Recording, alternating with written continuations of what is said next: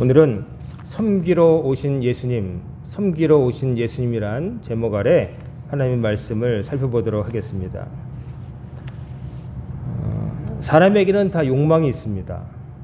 사람이라면 다 갖고 있는 욕망이 있습니다. 그 가운데 하나가 명예욕입니다. 또 다르게 말하면 권력욕입니다. 명예와 권력은 낮은 자에게 오는 게 아니라 높은 자에게 옵니다. 높은 자리에 있는 사람, 명예, 권력은 높은 자의 소유물이기 때문에 높은 자만 가질 수 있습니다. 그래서 사람들은 높은 자리에 올라가려고 하죠. 우리나라는 교육열이 높잖아요. 부모들이 자기의 뼈를 갈아서라도 자식을 공부시키는 것은 학문에 대한 열정이 아니라 내가 갖지 못했던 것을 자식에게는 주고 싶다는 욕망이 투영된 것이죠. 나는 낮은 자리에서 멸시받고 천대받고 대접받지 못했지만 내 자식만큼은 같은 일을 겪게 해주고 싶지 않다라는 욕망이 반영된 것이죠. 그래서 어떻게든 이제 교육을 시키려고 하는 거죠. 어느 다큐멘터리를 보니까 중국 화산에 짐꾼이 나오는데 한쪽 팔이 없어요. 한쪽 팔이 없는데 그 화산에 그 올라가는 높은 길을 짐을 지고 지게 같은 걸 지고 올라가는 거예요. 두 팔이 달린 사람들은 뭐 80kg를 야리야리한 이런 분들이 80kg를 지고 올라가는데 이분은 팔이 없기 때문에 한 60kg를 지는 것 같아요. 근데 팔이 하나 없는데도 어깨에 그 지게 같은 거 이제 팔이 하나 없기 때문에 다른 사람과 다르게 광주리 같은 걸 둥그렇게 만들어서 지게같이 해가지고 올라가더라고요. 근데 우리가 맨몸으로 올라가도 힘든 그 화산의 그 길을 어떤 사람은 돈 주고 다른 사람에게 그 가마에 타고서 올라가기도 하는데 이분은 혼자도 아니고 그 무거운 짐을 지고 올라가는 거예요. 그냥 다큐멘터리를 보는 내내 마음이 불편해요. 정말 힘들어 보이거든요. 여러분 산 올라갈 때 맨몸으로 올라가도 힘들잖아요. 근데 다른 사람들은 힘들다고 그러는 것을 신발도 거의 저 어렸을 때 봤던 허접한 운동화 같은 걸 신고, 여러분 기차표 말표 운동화 기억나시는 분 있을 거예요. 그런 운동화를 신고 허름한 옷을 입고 올라가는데 어깨에, 집에 와보니까 어깨에 여기 굳은 살이 다 박혀 있는 거예요. 심지어 어떤 여자분도 거기를 하더라고요. 그 일을 하더라고요. 그래서 집에 돌아가서 왜 일을 하시냐 그랬더니, 첫째, 나는 배운 게 없기 때문에 일을 할 수밖에 없었고, 두 번째, 내 자식들을 공부시키기 위해서 그 일을 한다는 거예요. 관절이 다 상하고 어깨가 진물이 나고, 그런데도 이제 그 짐을 지는 이유는 그 일밖에 할 수 없었다. 그러나 그 일을 함으로써 내 자식들은 도시에 나가서 공부시킨다, 이 일념으로 하고 있는 걸 볼 때 눈물 나더라고요. 보고 나서 어떤 부모의 사랑에 대한 대단함도 느끼지만, 사람들이 저렇게 올라가고 싶어 하는구나. 그렇기 때문에 모든 것을 다 버리고 저렇게 사는구나. 이제 마음이 좀 좋지가 않더라고요. 무겁더라고요. 올라가고 싶은 마음, 올라가고 높은 곳에서 내려다보고 명예가 있고 권력이 있으면 사람들이 편안함을 느끼죠. 모두가 나를 위해서 움직여주고 내가 할 일을 대신 해주니까요. 내 명령에 따라서 사람들이 움직이고 내가 원하는 모습으로 환경을 만들어주니까 돈을 가지려고 하고 명예를 가지려고 하고 권력을 가지려고 하는데, 그러려면은 그게 저절로 주어지는 게 아니라 내가 높은 곳에 올라가야 되거든요. 그러기 위한 수단 중에 하나가 우리나라는 교육이었고, 또 뭐 그렇기 때문에 이제 교육 이런 것을 말하고 사는 것이죠. 오늘 본문 보면은 세베대 아들 둘 야고보와 요한이 예수님께 당돌한 요구를 하고 있어요. 뭐냐면은 주의 영광 중에서 우리를 하나는 주의 우편에 하나는 좌편에 앉게 하옵소서라고 부탁을 하고 있어요. 주님께서 영광 중에 다시 임하시면, 주께서 세상을 평정하시면 그때 우리가 영의정, 좌의정, 우의정 되게 해달라는 거죠. 근데 이 요구를 여기 마가복음에는 그들이 직접 하는 걸로 돼 있지만 마태복음을 보면은 그들의 어머니가 하는 것으로 돼 있어요. 어머니가 예수님께 이런 부탁을 똑같이 하고 있어요. 분명히 하고도 남았을 것 같아요. 모든 부모는 다 똑같아요. 자기 자식이 잘 되는 걸 참 원합니다. 저도 마찬가지고 이 세상에 자기 자식이 잘 되기를 원하지 않는 부모가 어디 있겠어요. 우리 교회도 많은 분들이 기도하시지만 본인을 위해서보다는 아마 자식을 위해서 더 열심히 기도하실 거라고 생각이 돼요. 자식만 생각하면 괜히 찡하고 모든 걸 다 해줄 수 있을 것 같은 그런 마음으로 기도하시잖아요. 옛날에 가만 보면은 이제 요즘은 많이 안 하지만 부흥성회라고 하면은 요즘은 짧게 하지만 옛날에는 막 일주일도 했었고 보통은 주일부터 수요일 저녁까지 하는데 부흥 강사로 오신 목사님이 마지막 날에 자녀를 위해서 기도한다 이렇게 얘기하면 안 나오던 교회에 잘 안 나오던 사람까지도 그날은 나오는 걸 보게 돼요. 저 어린 시절에 보면서 아니 하나님께 기도하면 똑같이 기도해야지 그날만 나오나 이상하게 생각했는데 제가 부모가 되어 보니까 부모는 그렇구나 하는 생각이 드는데 그만큼 부모는 자식에게 좋은 것을 주기 원하는데 그 말은 뭐냐면 자기도 그것을 원했다는 거죠. 하지만 자기는 좌절됐다. 나는 이미 끝났지만 그러나 내 다음 세대라도 그걸 누리게 해줬으면 좋겠다 하는 것이죠. 세베대 어머니가 뭐 보통의 어머니죠.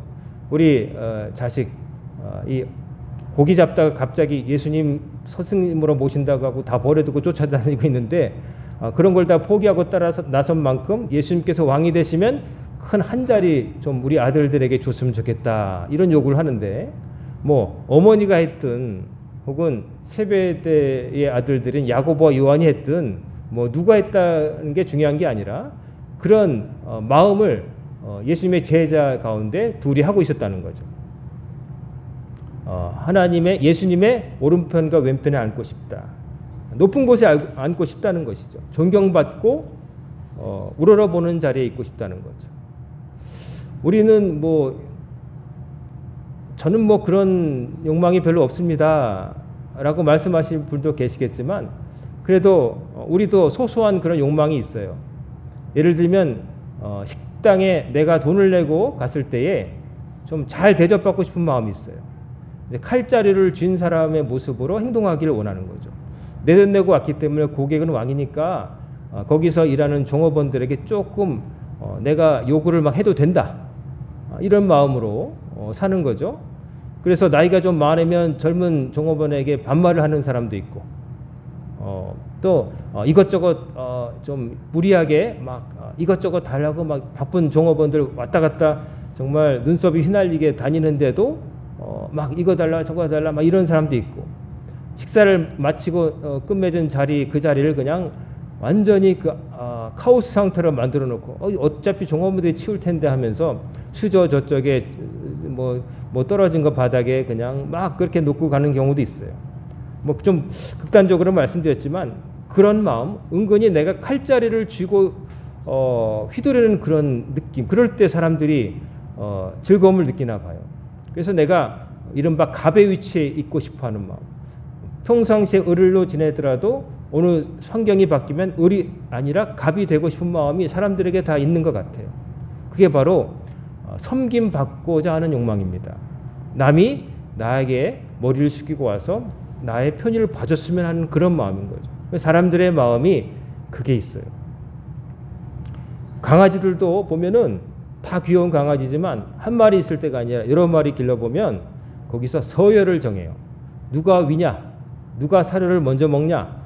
누가 저 방석 위에 먼저 올라가느냐? 누가 주인의 무릎 위에 올라가느냐? 이런 걸 놓고 서열을 따져요. 그래서 높아지기를 원해요. 한참 밑에 있던 강아지도 자기보다 어린 게 들어오거나 작은 게 들어오면 그보다 올라서요. 참 그 동물들도 그런 것 같은데 인간도 비슷한 것 같아요. 자, 높아지고 싶은 마음 그런 욕망이 있는 거죠. 근데 우리 예수님은 그러면 안 된다고 가르쳐 주시는 거예요. 우리 모두에게 다 겉으로든 안으로든 내재되어 있는 그 자연스러운 그 마음을 버려야 된다고 말씀하시는 거죠. 그러니까 예수님의 말씀대로 사는 게 쉽지 않은 거예요. 우리로서는.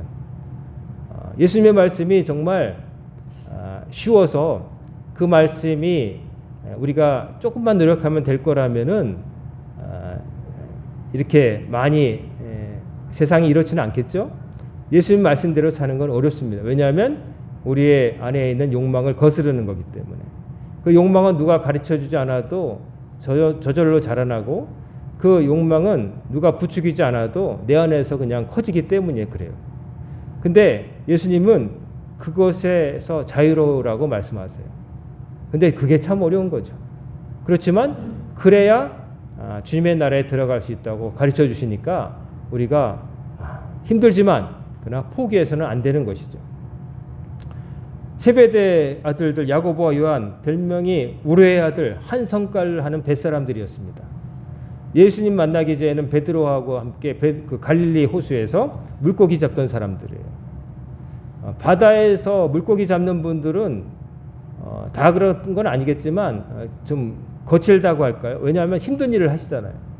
하루하루 배 탄다는 것은 퇴근할지 못할 수도 있다는 위험을 담보하고 하는 직업이에요. 마치 탄광에 들어가는 광부처럼 배를 탄다는 건 뭐냐면은 그날 아침에 고기 잡고 올게 해서 자연스럽게 우리가 일반 회사 다니는 것처럼 간식 사들고 들어 퇴근하는 게 아니라 풍랑을 만나면 그냥 죽는 거예요. 안 돌아올 수 있다는 거죠. 그래서 전통적으로 우리나라도 그렇고 이 바다 근처에 사는 사람들은 미신을 많이 믿습니다. 그러니까 언제든 죽을 수 있다고 생각하니까 무슨 안전을 기원하는 제사도 많이 지내고, 또 배에다가 부적 같은 것도 매달고, 또 징크스 새해 처음에 하루에 처음에 여자를 태우면 배가 가라앉는다, 별의별 온갖 징크스들, 약간이라도 마음에 신경 쓰이는 건 안 하려고 애를 쓰는 거죠. 그러니까 이제 배를 타는 사람들은 하루하루가 모험이에요. 늘 하다 보면 이력이 나겠지 하지만, 그러나 바다라는 것은, 호수나 물이라는 것은 정말 배를 띄기도 하지만 배를 가라앉게도 만드는 것이죠. 제가 작년에 갈릴리 호수를 처음 가봤습니다. 가봤는데 호수라고 하기엔 너무나 넓어서 그래서 성경에 갈릴리 바다라고 하는구나. 끝이 안 보입니다. 그냥 바다예요. 그 사람들이 바다라고 말했을 법해요. 거기를 다 돌아보지 않은 사람들에게는 바다죠. 끝이 안 보이니까. 근데 다 다녀보고 지도를 본 사람은 내륙안에 있으니까 호수라고 말할지 모르겠지만, 그러나 한쪽 호수에서 평생 사는 사람을 볼 때는 바다입니다. 그리고 그 배를 타고 진짜 갈릴리 호수에 들어가 봤는데 바람이 엄청 불어요. 바람이 부는데 옛날에 거기를 떠다녔을 목선이 감당하기엔 어려운 바람도 불 수 있겠다는 생각이 충분히 드는 거예요. 우리는 요즘은 모터가 달린 큰 배를 타고 이렇게 관광 유람선처럼 이렇게 도는데, 당시에 그 목선 작은 배 탔을 법한 사람들은 아마 엄청나게 배가 흔들렸을 거예요. 그러니까 이제 그런 데서 살던 사람들은 미신을 의지하기 쉽고 또 거칠어야 돼요. 그물질하고 이게 힘도 세야 되겠고, 또 잘못하면 사고가 나잖아요. 그물 같은 거 이렇게 내리다가 발이라도 하나 걸리면 그냥 물로 같이 들어가 죽는 거고. 그러니까 그런 위험한 일을 할 때는 사람들의 신경이 예민하단 말이에요. 누가 실수하면 신경질 팍 나는 거죠. 너 죽으려고 그래? 그러는 거죠. 마치 수술방에 들어간 의사처럼. 의사들이 간호사한테 화내고 그런다고 그러는데 좋은 일은 아니지만, 까딱 잘못해서 사람이 죽을 수 있는 환경에서 메스 달라고 하는데 겸자 주고 그러면 화날 것 같아요. 저 같아도. 그러니까 이제 한 성격하고 매일 죽음과 삶의 경계선을 왔다 갔다 하는 사람들로 살다가 예수님 만나서 예수님의 제자가 되어서 다 털어버리고 쫓아다니는데, 그들은 그거 다 버리고 원하는 게 있었어요. 그게 뭐냐면은 예수님이 메시아시면 이 모든 세상을 평정하시고, 그 다음에 우리가 예수님 곁에서 높은 자리에서 누리며 살 것이다 라고 하는 그런 욕망이 있었던 거죠. 그런 욕망을 가지고 따라다녔던 거죠, 사실은. 근데 그 말씀을, 그 요구를 했을 때 예수님께서 너희는 너희가 구하는 것을 알지 못하는도다. 내가 마시는 잔을 너희가 마실 수 있으며 내가 받는 세례를 너희가 받을 수 있느냐. 예수님 말씀의 뜻은 그겁니다. 너 내 곁에 오른쪽과 왼쪽 편에 앉아 있게 된다는 게 무슨 뜻인지 알기는 아는 거냐? 그러려면 어떻게 살아야 된다는지 알고나 말하는 거냐? 다르게 바꿔 말하자면 너 내 제자가 되어서 산다는 것이 어떤 건지 아느냐? 앞으로 당할 일을 아느냐? 라고 말씀하시는 거죠. 너 나를 따라오는데 제자인데 내 우편과 좌편에 앉고 싶다고 그러는데 그게 어떤 의미인지 그게 어떤 앞으로 어떻게 살아야 되는지 그 뜻을 알고 말하는 거냐? 내가 마시려는 잔, 내가 앞으로 받으려는 세례, 쉽게 말하면 내가 십자가를 향해서 나아가고 있는 거 알고 있느냐? 그리고 더 나아가서 너희도 나를 따라와야 된다는 거 알고 있느냐? 그 말씀을 미리 하시는 거죠. 이때는 아마 무슨 뜻인지 전혀 몰랐을 거예요, 제자들이. 제자들은 예수님이 십자가에서 그렇게 돌아가실 줄 전혀 몰랐거든요. 영광 받으시고 사람들의 존경을 받으시고 새로운 이스라엘 왕, 그들이 상상했던 건 제2의 다윗 왕이 되셔서 로마의 지배 아래에 있는 식민지 이스라엘을 해방시켜 주시고 막 부귀 영화를 누리는 나라, 부국 강병, 나라 잘 살고 군대 세고 뭐 이런 나라, 어깨 펴고 설 수 있는 나라, 이걸 재건해 주실 줄 알았거든요. 근데 예수님은 그런 이 땅의 어떤 권력자 그런 걸로 오신 게 아니었던 거죠.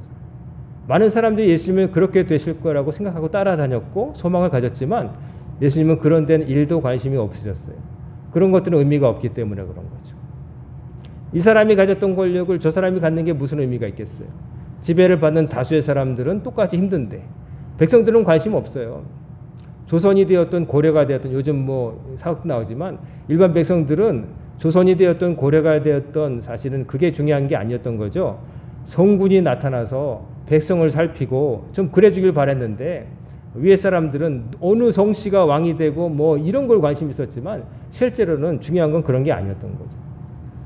새로운 다윗과 같은 사람이 나타나서 이스라엘을 로마의 지배로부터 벗어나게 한들 지금 진짜 그들이 종노릇하고 있던 건 로마가 아니라 죄의 종노릇이었거든요. 인간으로 태어나서 하나님 뜻에 거스르게 살면서 죄만 짓다가 지옥으로 떨어지는 삶을 살아가면서 그 굴레는 못 보고 그저 로마라고 하는 외세가 우리를 지배하기 때문에 그 굴레만 벗어나겠다 이런 생각을 했던 거죠. 하지만 그거는 의미가 없는 거죠. 로마가 다스리든 뭐 헤롯이 다스리든 누가 다스리든 밑에 사는 사람들은 다 같이 왕에서부터 서민에게까지 하나님 뜻에서 거슬려서 죄 짓다가 죽어서 지옥 가는 삶을 살고 있는데 정말 뭐가 중요하냐? 예수님은 그 굴레를 깨뜨리시고 오신 거죠.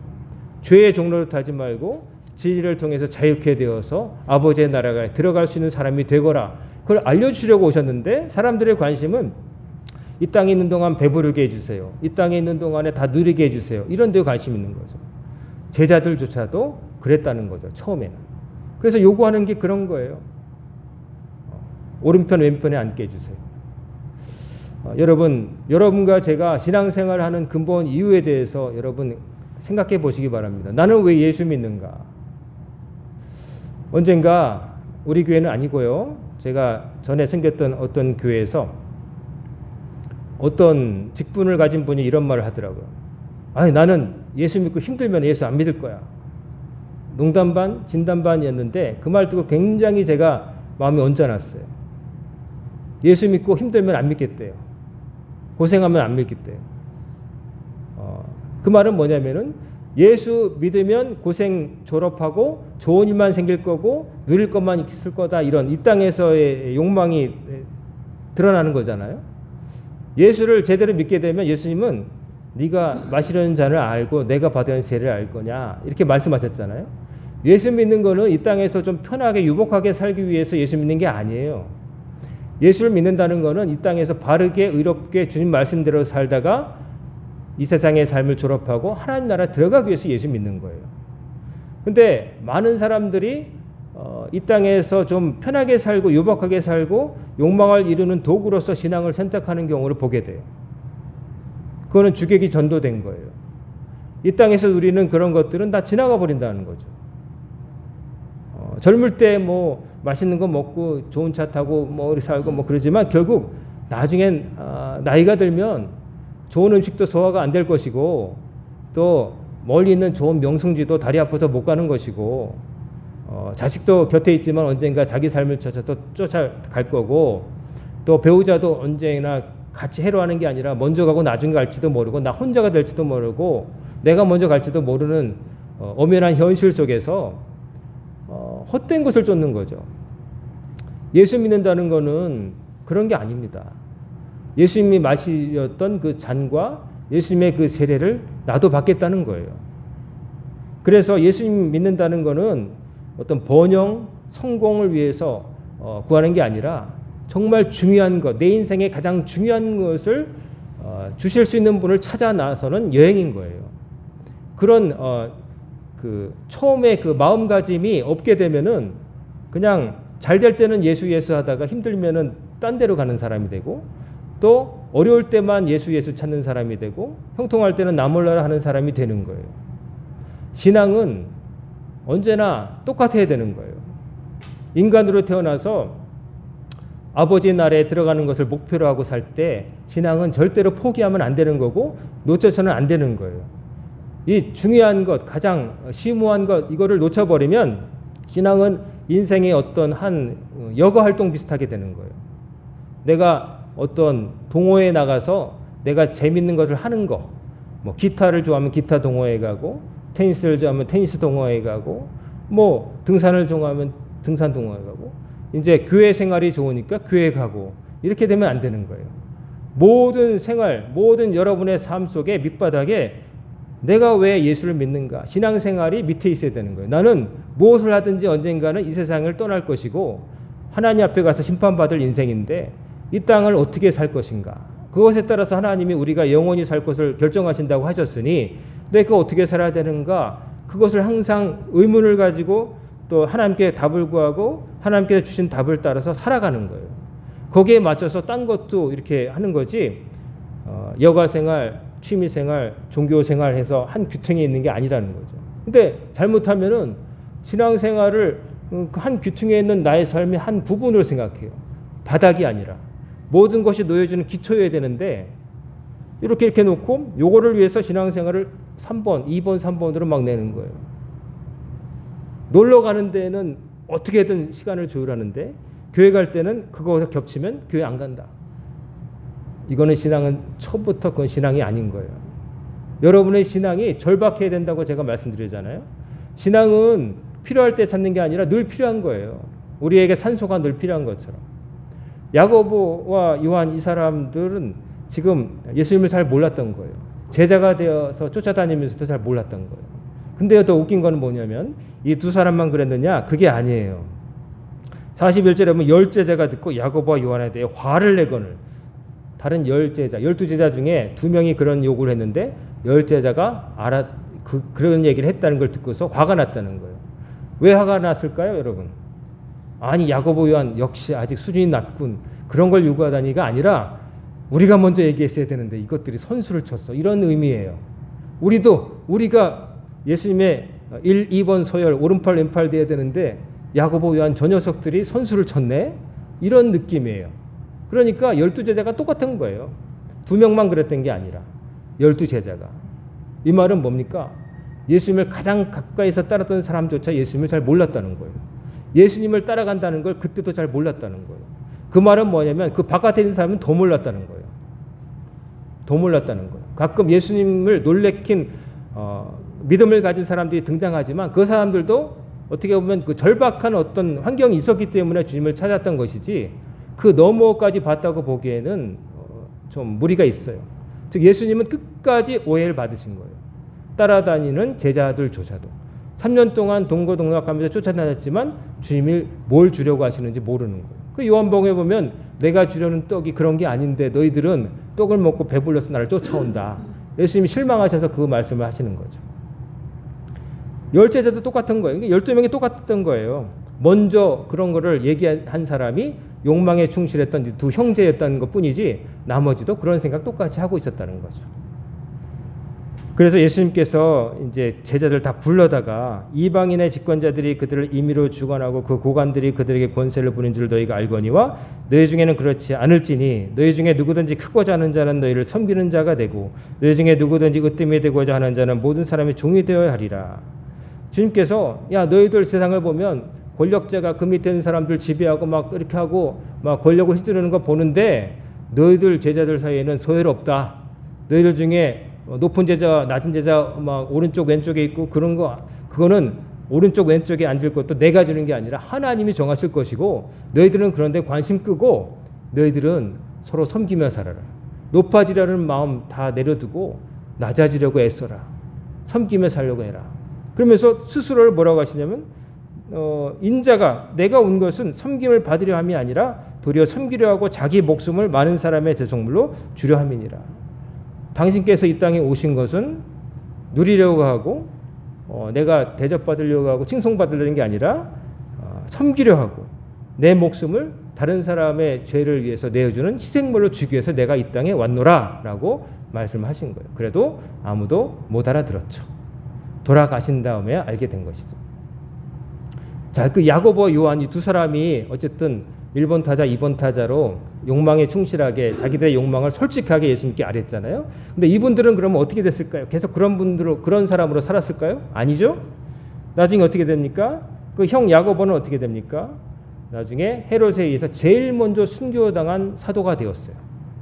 스데반이 순교를 먼저 했지만 그는 사도는 아니었고요. 사도 가운데 12사도 가운데 순교 신앙을 위해서 처음 목숨을 잃은 사람은 야고보였어요. 그러니까 어떻게 살았다는 거예요? 이때는 몰랐지만 예수님께서 마시려는 잔과 세례를 나중에 들이킨 거예요. 마지막에는 알게 됐다는 거죠. 부활의 주님을 만나 뵙고 변화되어서 어떤 길을 원하셨구나 하는 걸 알게 되어서 끝까지 신앙을 위해서 복음을 전하다가 헤롯에서 제일 먼저 처형당한 분이 야고보였어요. 그리고 그 동생 요한은 어떻게 됐을까요? 형은 제일 먼저 죽었는데 요한은 끝까지 살아남았어요. 근데 끝까지 살아남아서 뭘 했느냐? 호의호식한 게 아니라 요한복음을 기록했어요. 예수님의 삶과 돌아가심 이런 것들 다 기록한 복음서 요한복음을 기록했어요.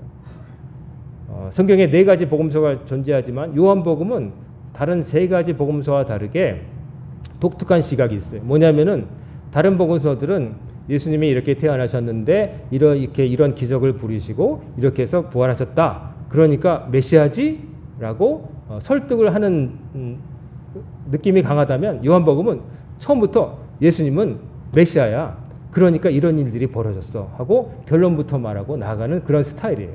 그러니까 성격이 젊었을 때 우리의 아들 한성광 했다고 그러잖아요. 답답한 걸 못 참는 거예요. 그러니까 예수님은 이런 분이야. 그러니까 이런 일이 다 벌어진 거야 하고 이렇게 설명하는 거예요. 그래서 예수님을 삶을 기록하셨고 나중에 반모섬에 귀양당해서 갇혀 살면서 거기서 요한서신도 기록했던 거죠. 가장 늦게까지 살아남아서 글로써 주님을 전파하는 증거하는 사람이 된 거죠. 두 형제의 삶이 제일 먼저 빨리 순교했고 끝까지 살아남아서 이제 이게 극과 극인데 그러나 그들은 각기 다른 방식이지만 그러나 주님께서 마시라고 한 잔을 마셨고 주님께서 받은 세례를 받은 거죠. 그래서 끝까지 주님의 사도답게 사신 분들이 이 두 분이었어요. 자, 여러분은 주님께서 섬기러 오셨다고 그러셨는데 이 섬기러 오신 예수님도 섬기러 오셨는데 우리는 어떻게 해야 될까요? 우리는 정말로 잘 섬겨야 되는 거죠. 첫 번째는 주님을 섬겨야 되고 두 번째는 서로가 서로를 잘 섬기며 살아야 되는 거죠. 높아지려고 애쓸 필요 없어요. 높아지려고 경쟁하고 어깨로 다른 사람 밀어내고 살 필요 없어요. 그냥 내 머리 위에는 내 보스는 예수님 하나님밖에 없다. 그리고 나머지는 다 평등하고 또 다른 사람을 위해서 내가 애쓰며 봉사하며 살라고 하시는 거예요. 그게 하나님께서 예수님을 보내신 이유고 예수님께서 우리에게 본을 보이신 이유예요. 6월절 목요일 밤에 제자들에게 종처럼 허리를 굽히시고 겉옷을 벗으시고 수건으로 제자들 발을 씻겨주셨잖아요. 너희도 이같이 하라. 그렇게 보여주셨어요. 다 높아지고 싶고 대접받고 싶은 게 솔직한 심정이지만 그러나 그렇게 살면 안 된다고 주님은 말씀하셨어요.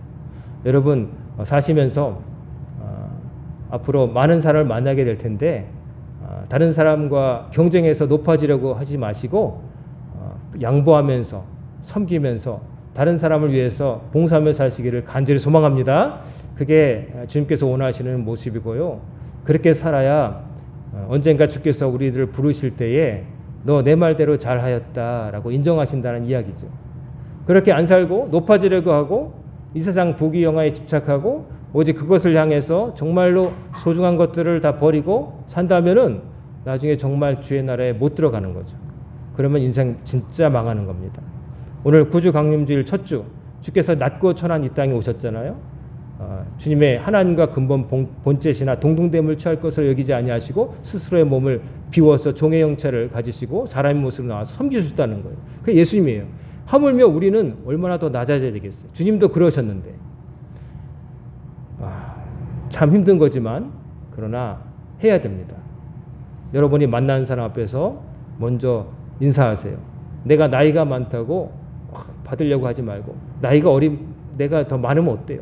먼저 인사하세요. 요즘 것들은 인사 안 해? 인사 안 하면 내가 먼저 인사해서 야, 너 잘하니? 그럴 수 있는 거잖아요. 그렇게 말하면 요즘 꼰대라고 그러는데 뭐 꼰대 말이 좋은 말은 아니지만 그러나 우리나라는 좀 그런 게 많아요. 내가 여기 먼저, 내가 나이가 뭐 이런 거 따지지 말고 한 인간으로서 그냥 먼저 본 사람이 인사하는 거예요. 그게 아는 척하고 섬기고 어떤 어려움이 있을 때 남이 해주길 바라고 이렇게 눈치 보지 말고 내가 먼저 보이면 휴지 줍고 이렇게 하는 거예요. 그렇게 살면은 그 사람에게서 예수 향기가 이렇게 뿜어져 나올 거예요. 바라기는 섬기러 오신 예수님을 닮아서 여러분과 저는 제자답게 섬기며 사는 여러분과 제가 되기를 주님의 이름으로 축원합니다. 아멘. 기도하겠습니다. 고마우신 아버지 하나님, 오늘도 주의 말씀을 통해서 저희들이 살아갈 바를 알려주심을 감사드립니다. 이 땅에 섬기러 오신 예수님을 본받는 제자가 되어서 저희들도 섬기려 하게 하시고 또 주께서 원하신 바를 힘써 행하고자 최선을 다하는 저희들의 삶이 되도록 주장하여 주시옵소서. 예수님의 이름으로 간절히 기도드리옵나이다. 아멘. 우리 찬송가 96장 부르시겠습니다. 96장입니다.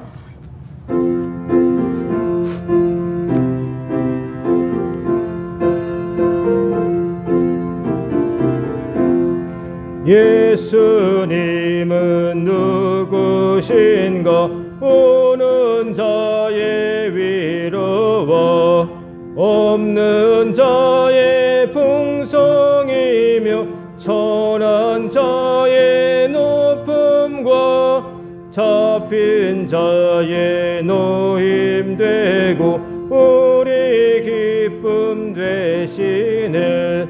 예수님은 누구신가 약한 자의 강함과 눈먼 자의 빛이시며 병든 자의 고침과 죽은 자의 부활되고 우리 생명 되시네.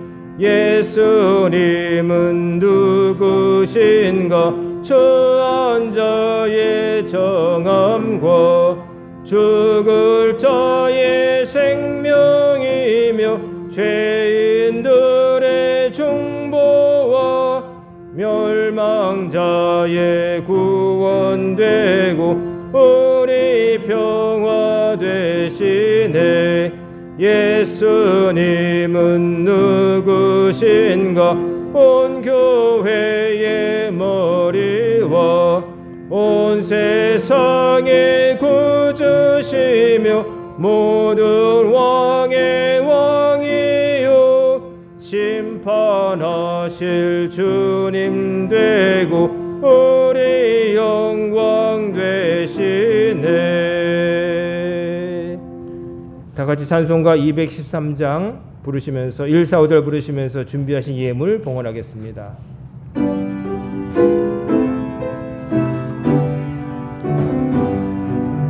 나의 생명 드리니 주여 받아주셔서 세상 살아갈 동안 찬송하게 하소서. 나의 보화 드리니 주여 받아주셔서 하늘나라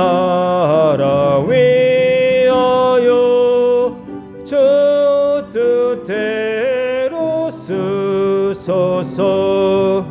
나의 시간 드리니 주여 받아주소서.